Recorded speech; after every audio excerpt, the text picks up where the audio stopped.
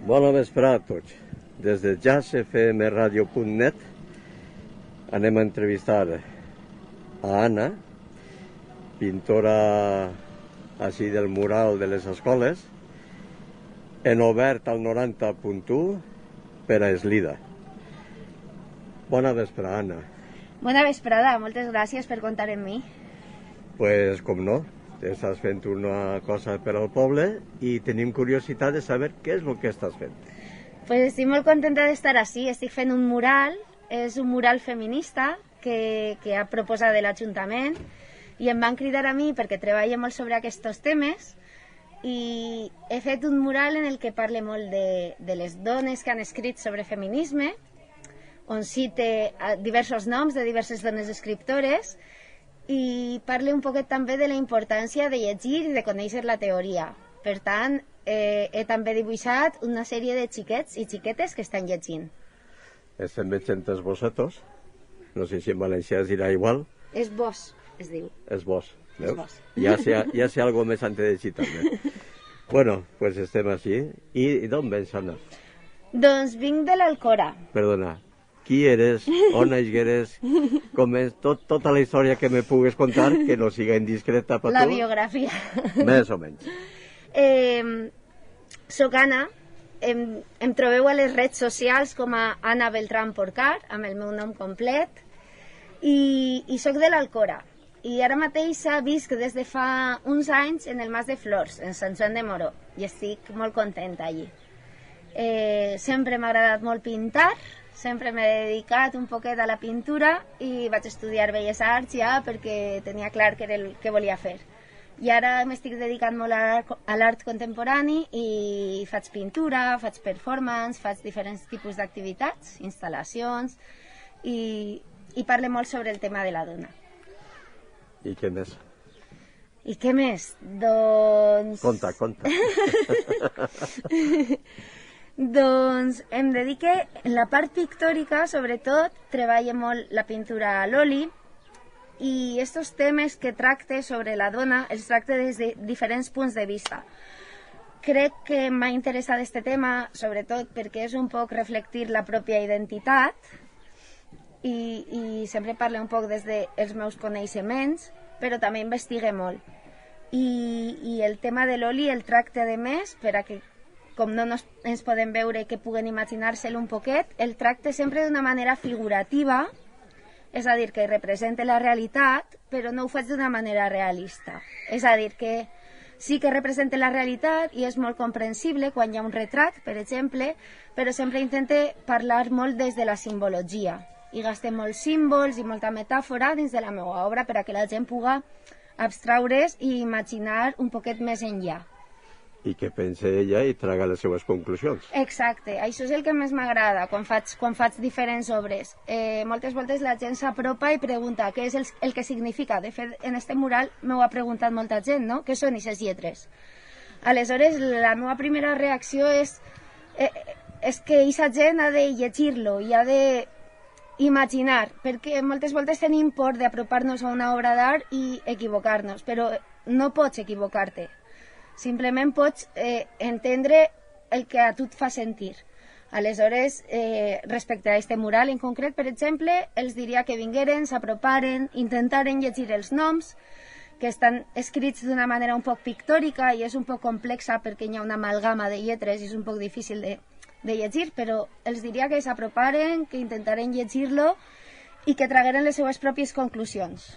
Jo diria que és molt entretingut el poder traure, quasi a vegades, per exemple, Carmen de Burgos, jo ho acabo de llegir perfectament, que és el que m'ha eixit bé, i veig que sí, que hi ha noms que hi ha que estar rebuscant una miqueta entre les demés altres lletres per a poder saber què és el que reflecteixen realment. Per exemple, Bertín Oclert. No sé si ho ha dit correctament, perquè m'imagino que sí. Se veuen també els dibuixos. Tenim a Lucía Sánchez Saornil, per exemple, que és espanyola, Clara Campoamor, que sí que la coneix tot el món, però probablement molta gent la coneix simplement per la política i no sap que té textos i articles referents als drets de les dones. Tenim a escritores més contemporànies com Yayo Herrero o Chimamanda Ngozi, Alicia Puleo, que podem trobar coses inclús en YouTube, que potser siga més accessible que les lectures, o clàssiques com Virginia Woolf o Mary Wollstonecraft, que va ser una de les pioneres en escriure sobre els drets de les dones, la vindicació dels drets de les dones. Pues no hi ha que dir res més, només que saber que esta chica està molt enterada de lo que està parlant, de lo que està fent, i fas alguna exposició? Doncs ara mateix estic preparant una exposició. Parle sobre més temes en la meva obra, però en esta temporada estic molt enfocada en això. I ara estic preparant una exposició en un programa de la UCI, de la Universitat Jaume I de Castelló, sobre violència de gènere. Ahí estic treballant un poc més la pintura abstracta i parle sobretot de datos. Jo crec que és superimportant que darrere de cada obra hi hagi una important base teòrica. Molt bé. Te vas llicenciar allí en la UCI? No, me vaig... Com a curiositat, No. Me vaig llicenciar en València, en la Universitat Politècnica. En la UCI no hi ha Belles Arts. En la UPV, entrant a València, a l'esquerra, perquè tot el món ho sàpia, és el primer edifici que hi ha. Sí, de fet, Belles Arts és el primer edifici que hi ha. Sí, I vaig estudiar allí i vaig fer alguns màsters en l'estranger, algunes beques en l'estranger durant la carrera. Com per exemple, països? Vaig viure un any en Venècia, que... Com a art no parlem ja. Sí, l'Acadèmia de Belle Arti era el lloc on estàvem donant les classes, per tant és un espai preciós que ja inspira molt. De totes formes, la meva universitat, la de València, jo crec que està molt bé i que és d'admirar i que hem d'apreciar també el que tenim. I vaig estudiar també un any, l'últim any de carrera, a Mèxic, a Mexicali. I allí era totalment diferent perquè és una ciutat molt nova, una ciutat que es va independitzar fa relativament poc i una universitat molt nova també. Per tant, els grans mestres d'ací, que poden ser Velázquez o Goya, fa molts anys que ja no els tenim, però els grans mestres d'allí eren, de fet, els mestres de la universitat.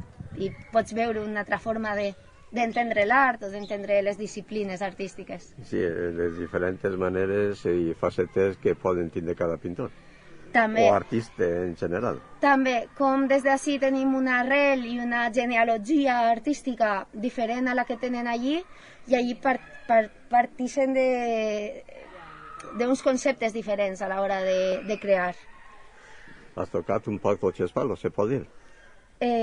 Crec que en toque molts perquè segons quin treball faig, segons què és el que vull contar, pots gastar un recurs o altre i o que aquesta cosa que vols comunicar, que vols expressar, s'expressa molt millor. Per exemple, també faig animació, dibujos animados.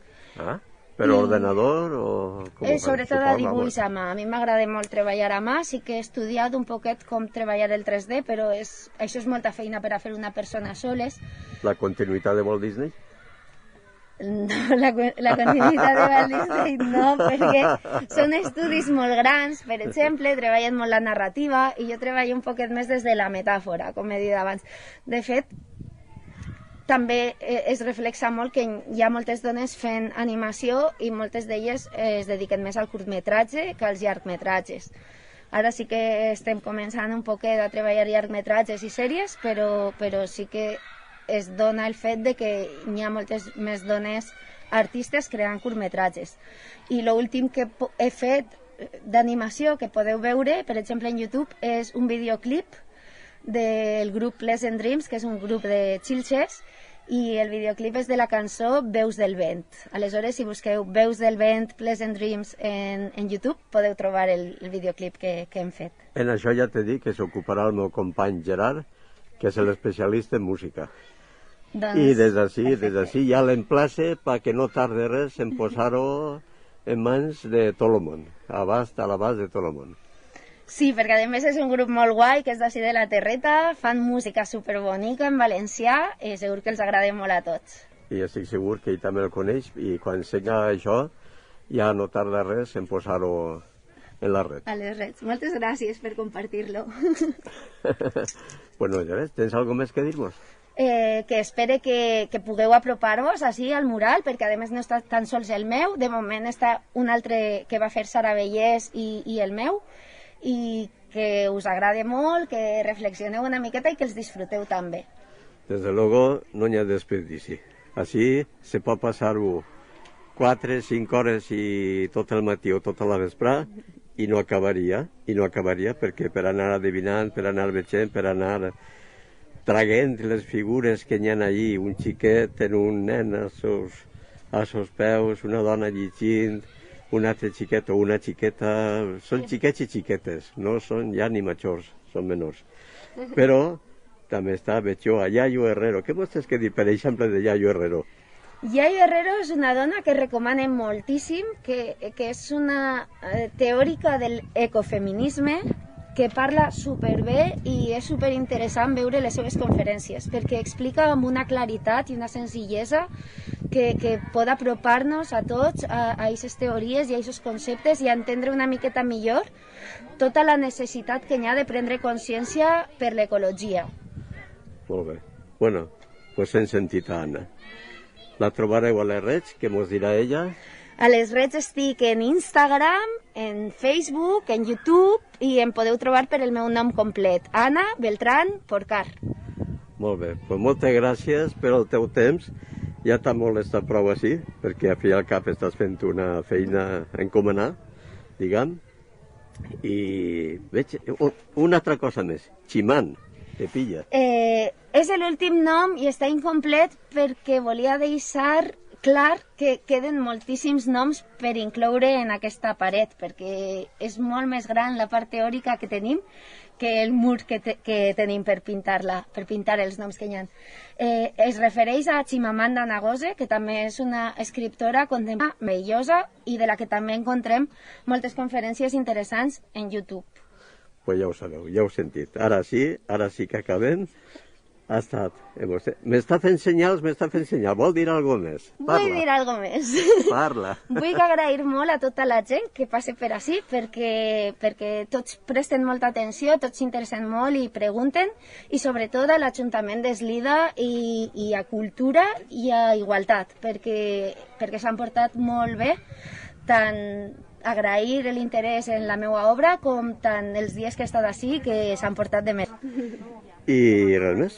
Ja així acabem l'entrevista i ja ho he sentit. No vaig a repetir res més perquè s'ha expressat molt bé Anna i li donem les gràcies altra vegada per el seu temps i la deixem ja en el seu ambient. Els ha parlat Àngel des de jazzfmradio.net en obert per a Eslida al 90.1. Moltes gràcies. Eslida al 90.1.